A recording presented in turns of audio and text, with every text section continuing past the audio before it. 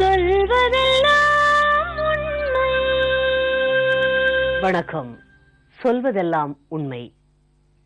உத்தரப்பிரதேசம் போன்ற மாநிலங்கள்ல தான் இந்த கௌரவ கொலைகள், காதல் பண்ணா கொலை, தங்களுக்கு பிடிக்காத ஒரு கல்யாணத்தை பண்ணா கொலை அப்படிங்கிற மாதிரியான கௌரவ கொலைகள் நடக்குதுன்னு கேள்விப்பட்டு இருக்கிறோம். சமீப காலத்துல செய்திகள்ல படிக்கிறோம்.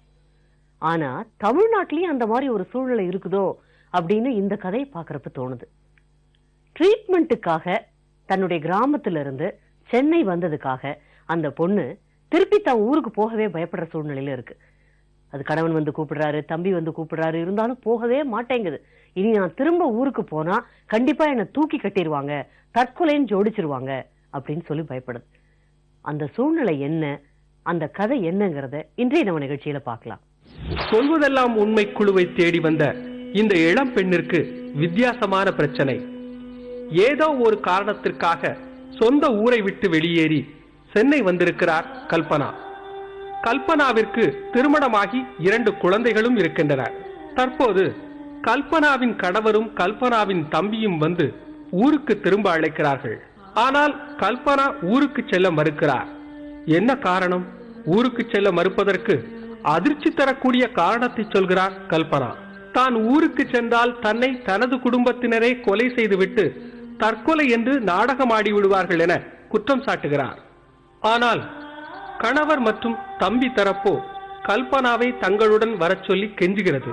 கல்பனா கணவருடன் சென்றாரா அல்லது தனக்கு அடைக்கலம் கொடுத்த ராணியுடன் சென்றாரா? என்ன நடந்தது? தொடர்ந்து பாருங்கள். எத்தனை வருஷம் ஆகுதுமா கல்யாணம் ஆகி? 12 வருஷம் ஆகுது மேடம். குழந்தைங்க இருக்காங்களா? இருக்காங்க. எத்தனை குழந்தைங்க இருக்காங்க? பையன் ஒரு பொண்ணு இருக்காங்க. என்ன வயசு ஆகுது அவங்களுக்கு? பையனுக்கு 11 வயசு ஆகுது, பொண்ணுக்கு 5 வயசு. 5 வயசு ஆகுது. வீட்டுக்காரர் என்ன பண்றாரு? கொத்தனார் வேலை பார்ப்பாங்க. கொத்தனார் வேலை பார்ப்பாங்க. நீங்க வேலை பார்ப்பீங்களா? இல்ல, ஹவுஸ் ஒய்ஃப் தான். நீங்க வேலை வீட்டுல டைம் பாஸ்னா பீடி சுத்துவீங்க. டைம் இருந்ததுன்னா வீட்டு வேலை பண்ண நேரம் போக பீடி சுத்துறீங்க. இப்ப என்ன பிரச்சனைமா உங்களுக்கு? இப்ப எதுக்காக நம்ம நிகழ்ச்சி வந்து அணுகிருக்கீங்க? நிகழ்ச்சிக்கு எதுக்கு வந்திருக்கீங்க? மேடம் ரொம்ப சந்தேகப்பட்டு பேசுவாங்க. குடிச்சிட்டு அடிப்பாங்க. வேலை பார்த்து காசு ஒழுங்காவே கொடுக்க மாட்டாங்க. ரொம்ப 12 வருஷத்துல ரொம்ப இந்த குடும்பம் பார்த்துட்டேன் மேடம். அதனாலதான் எனக்கு அவங்க கூட இருக்க இஷ்டம் இல்லை. ரொம்ப சங்கடமா இருக்குது. அதனாலதான்.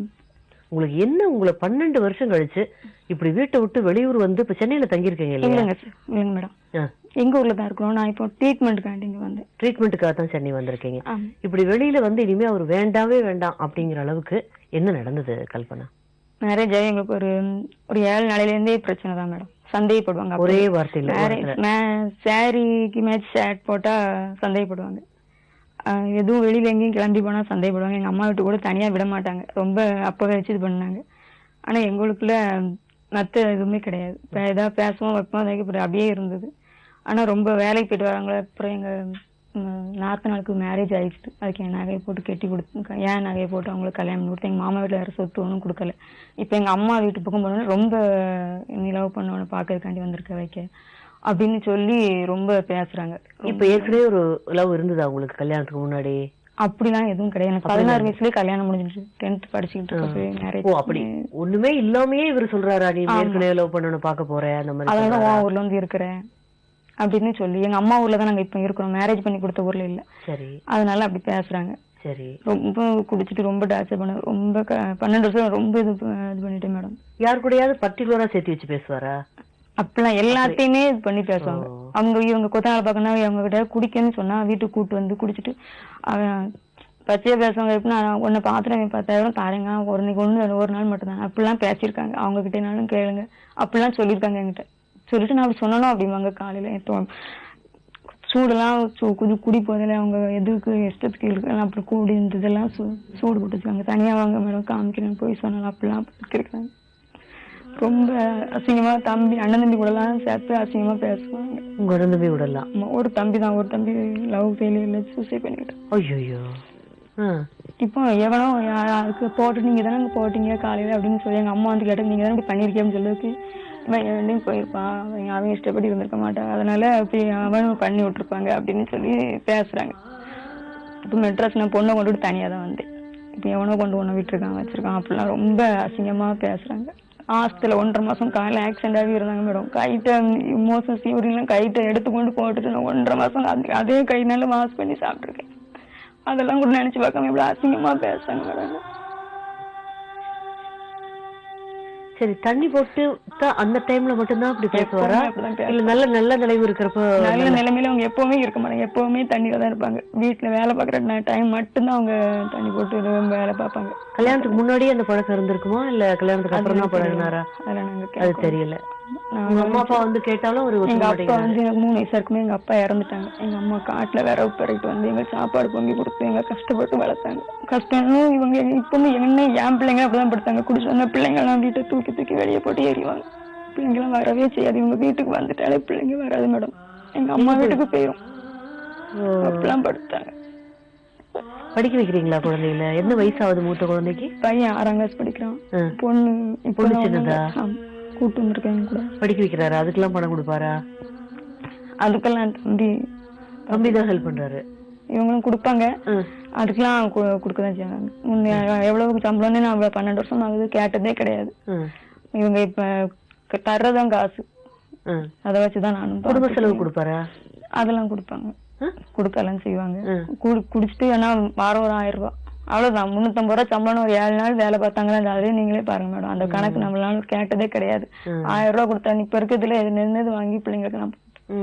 யாருமே சப்போர்ட் பண்ணலையாமா? அவங்க சொல்றாங்க எங்க அம்மா யார்ட்டுமே சொன்னா அவங்களும் கஷ்டப்பட்டு வளர்த்து கெட்டி கொடுத்து அவங்க நம்ம கஷ்டப்படுறதெல்லாம் அவங்க பாத்துக்கிட்டே இருக்கணும்ல மேடம். நான் இதனால எதுவுமே நான் பிள்ளைங்க சொன்னா எங்க அம்மா வந்து கேட்டாதான். எப்படி இருந்தீங்க? மகளிர் போலீஸ் ஸ்டேஷன்ல கொண்டு கம்ப்ளைண்ட் கொடுத்துருங்க. எப்போ? எத்தனை வருஷத்துக்கு முன்னாடி? 2 வருஷம். 2 வருஷம் முன்னாடி. 10 வருஷம் பொறுத்துட்டீங்க அமைதியாவே? ஆமா. அப்படி எங்க அம்மா வீட்டுல முதல்ல கொஞ்சம் பரவாயில்லையா இருந்து போக போக மோசமா இருக்காரா? எப்பவே இப்படிதான் மேடம். ஆரம்பத்துல இருந்து. ஆமா, நான் வந்து நம்ம அம்மா கஷ்டப்பட்டு கட்டி கொடுத்தாங்க. அவங்க கஷ்டப்படுறாங்க. அவங்க ஃபேமிலி கல்யாணம் என்ன பண்ணி கொடுத்து கடன் வாங்கி தான் கட்டி கொடுத்தாங்க. அது ரொம்பலாம் நகை போட்டு எனக்கு கட்டி கொடுக்கல.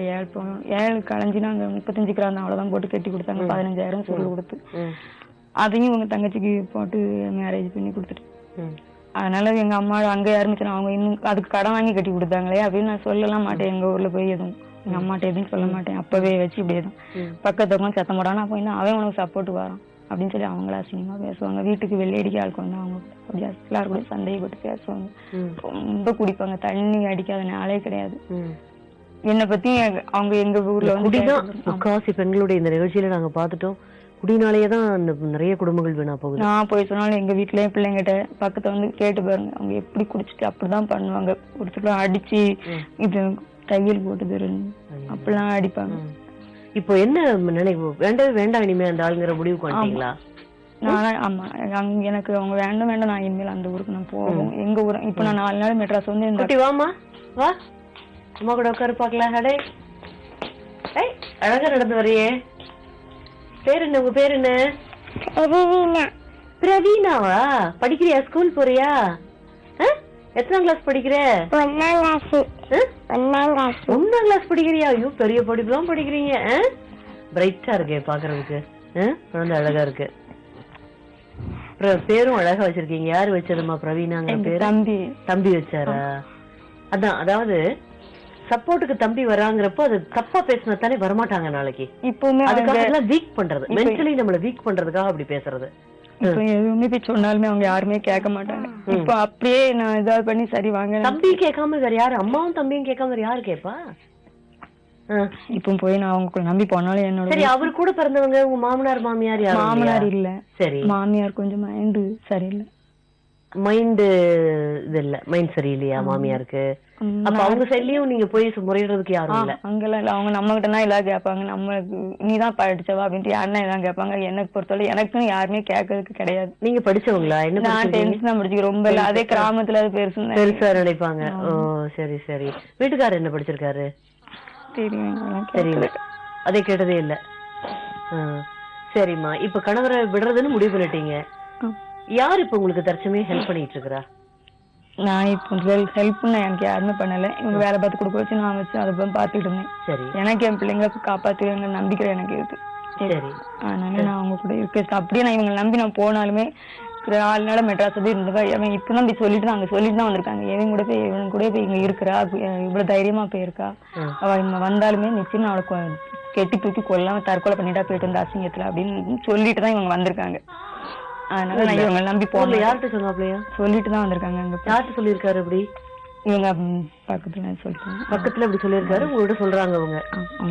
அதாவது உங்களை கொலை பண்ணி தூக்கி போட்டுருவேன்னு அங்க போயிட்டு வந்த அசிங்கத்துல தற்கொலை பண்ணிக்க வச்சிருவேன்னா இல்ல கொலை பண்ணி தூக்கி போட்டு தூக்கு மாட்டிட்டு அவளை செத்துட்டு அசிங்கப்பட்டு அப்படின்னு சொல்லி கொலை பண்ணிட்டு நீங்க தற்கொலை பண்ணிட்ட மாதிரி பண்ணிருவீங்க. தம்பி இவங்களும் ஏன்னா எங்க எங்க அம்மா அவங்களும் ரொம்ப நாள் வீட்டை விட்டு வெளியே வராம எந்த கெட்ட பேரும் வாங்காம இருந்தவங்க. தம்பியும் பட்டி காட்டினோடனே இப்ப எங்கேயோ 4 நாளா வீட்டுல இல்ல அப்படின்னு எங்கேயே போய் இருந்துட்டா அப்படின்னு நினைச்சேன். எங்க இருக்கீங்கம்மா? இங்க ராணி மேடம் சொல்லி எனக்கு ஒருத்தங்க ராணி மேடம்னு சொல்வதெல்லாம்